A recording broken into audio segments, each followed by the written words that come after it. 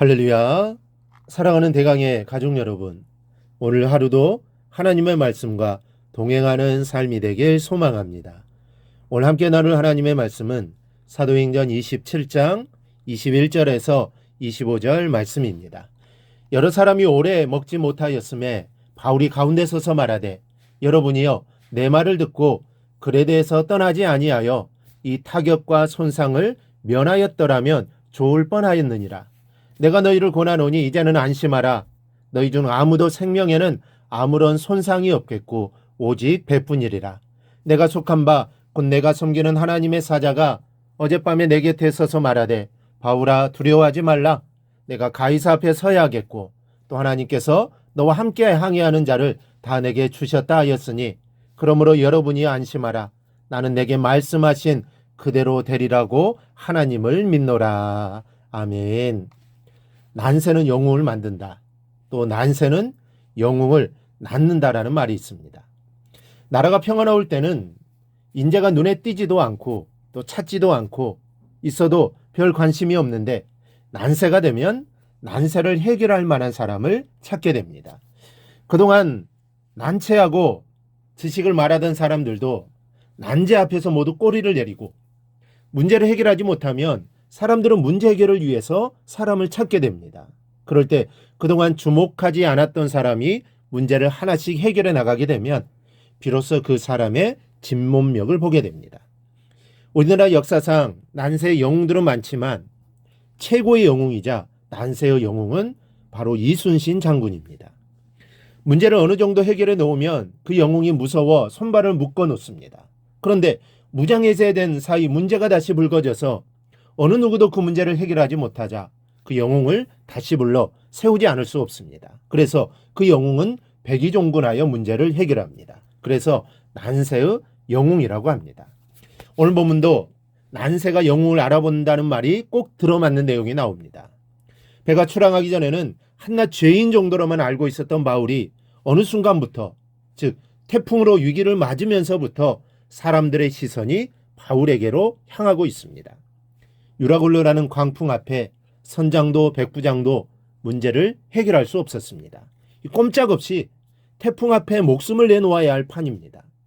선장과 사공들은 바다에서 잔뼈가 굵어서 나름대로 지식이 있을 텐데, 태풍 앞에서는 그 어떤 경험도 지식도 속수무책이었지만 그들은 그래도 할 것은 다 했습니다.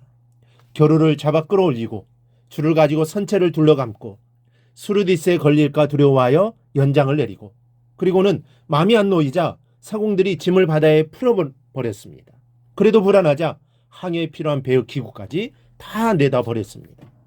하지만 이들이 한 이런 방법으로 문제를 해결할 수 없었다는 것을 이들도 알고 있었습니다. 그러니 살 희망마저 갖지 못한 것입니다. 이제는 죽었다고 절망한 상태입니다. 이때 바울이 났습니다. 바울이 이렇게 말하죠. 여러분이여 내 말을 듣고 그레데에서 떠나지 아니하여 이 타격과 손상을 면하였더라면 좋을 뻔하였느니라. 처음 출행하기 전 바울의 말을 듣지 않고 출항한 것 자체가 잘못되었음을 상기시킵니다. 분명 이들은 태풍이 불어오는 순간부터 바울이라는 죄인이 기억나기 시작했을 겁니다. 그런데 바울이 일어서서 말하자 그의 말에 주목을 하게 되었습니다.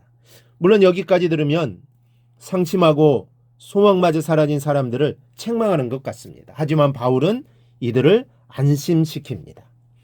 22절에서 바울은 그들에게 이제는 안심하라 라고 하면서 너희 중 아무도 생명에는 아무런 손상이 없겠고 오직 배뿐이리라 라고 안심시켰습니다. 그런데 문제는 말로 안심시키는 단계는 이미 지났습니다. 20절에 있는 대로 이들은 이미 소망이 다 사라진 상태였습니다. 그런 이들에게 어떤 말을 한들 소망이 생기겠습니까? 그것도 항해 전문가도 아닌 제수의 한마디가 무슨 희망이 되겠습니까? 그런데 바울의 말은 의미 없는 말인 것 같지만 사람들에게 관심을 갖게 합니다. 그냥 안심하라는 말만 하지 않았습니다.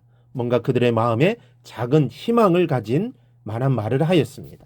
너희 중에 아무도 생명에는 아무런 손상이 없겠고 오직 배뿐이리라. 어떤 근거로 이런 말을 했을까요? 생각해야 하는 그런 말이었습니다. 바울은 이어서 말합니다.